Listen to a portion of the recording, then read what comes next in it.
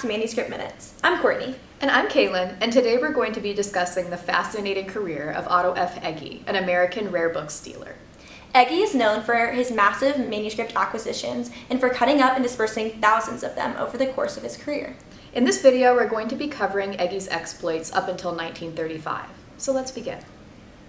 Otto F. Eggy was born in Reading, Pennsylvania in 1888, the son of a medical doctor. Early on, he expressed an artistic inclination and in high school was very popular in amateur theatrics. Upon graduation, he became an instructor in pre-college art education. He is known for being a manuscript breaker and a dealer in rare books who cut up medieval and Renaissance manuscripts and dispersed the pages across the world, but concentrating for the most part in the American Midwest. Eggy attended college at the Pennsylvania Museum School of Industrial Arts and graduated with a clutch of prizes, including the honor of being the class valedictorian. He was hired by his school in the same year, 1911. He decided that, as part of his teaching, he needed to acquire a medieval manuscript.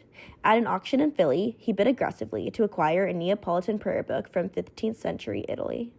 Eggy grew up at a time when vocational arts training relied on copy models. The pedagogical tradition of imitating manuscripts has been documented at the South Kensington Museum, now the Victoria and Albert. The School for Art Masters collected a vast number of manuscripts and especially illuminated fragments as copy models. Derivative designs could be used on fabrics, as well as paper products like greeting cards, calendars, sales placards, and books. The adoption of copy models was widespread in American arts education too, and Eggy is known to have used his collection of rare books in classes to illustrate elements of book design and typography. An undated photograph of a class at the Cleveland School of Art, Eggy's school in Cleveland, depicts students studying framed copy models, several of which look like manuscripts. The existence of study collections at the museums Eggy sold to suggests that they, too, made manuscript archetypes available for facsimile reproduction.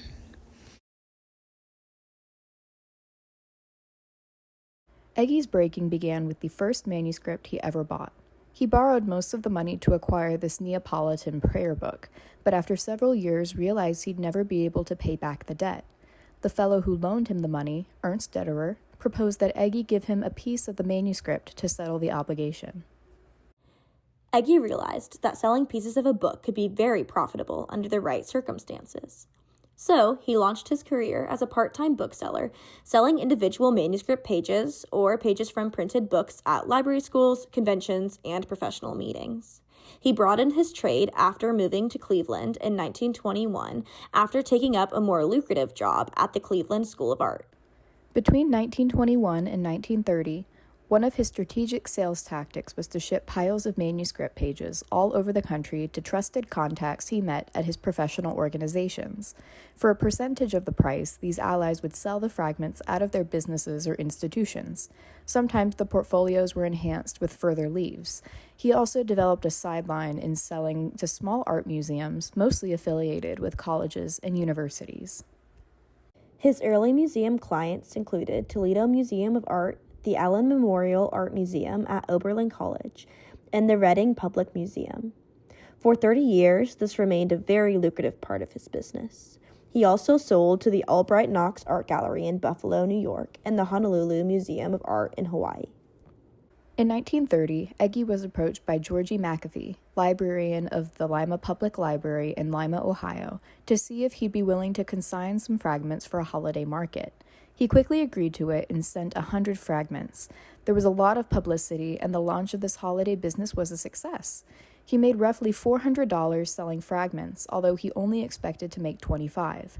This moment saw the launch of a very intensive and profitable business that relied on cutting manuscripts and selling individual pages from them.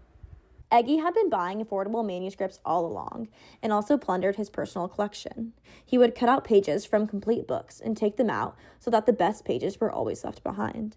The expectation was that after so many years of selling, what would remain were the superlative illuminated pages. He called it his cumulative collection. The Lima Public Library sale convinced Eggy and McAfee that Americans, even at the height of the Depression, who were not librarians or teachers, would be interested in owning medieval manuscript pages. They had no qualms about selling pages of books because Eggy said the books were already imperfect to begin with. People wanted them as they were. This was the principle of printed book collections that we do not acknowledge today. Eggy sold upwards of 10 to 15,000 individual book pages.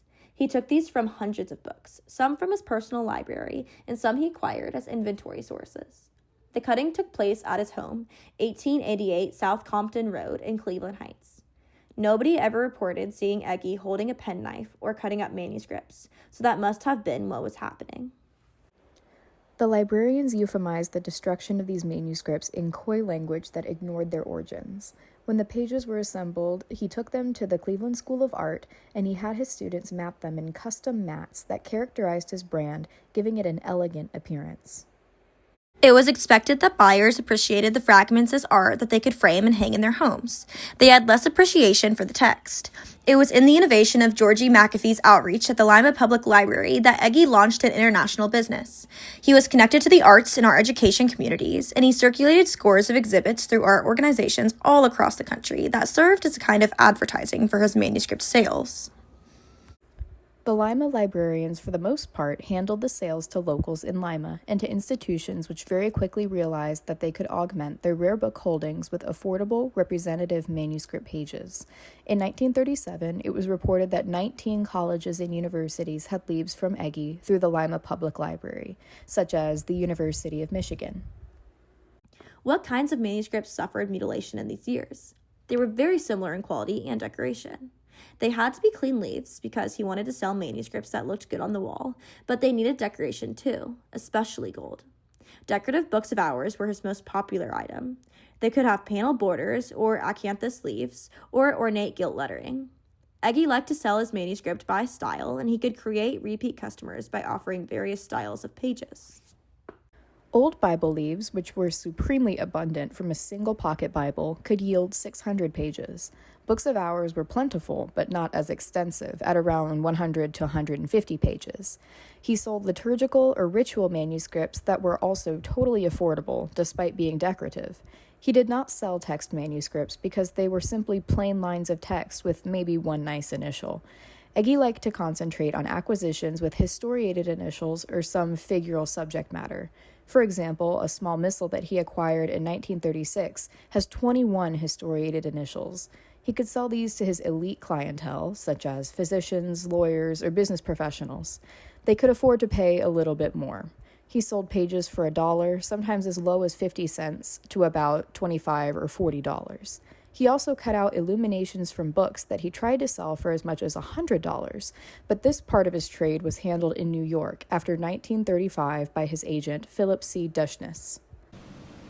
We will consider this professional relationship between Eggy and Dushnis in our next video.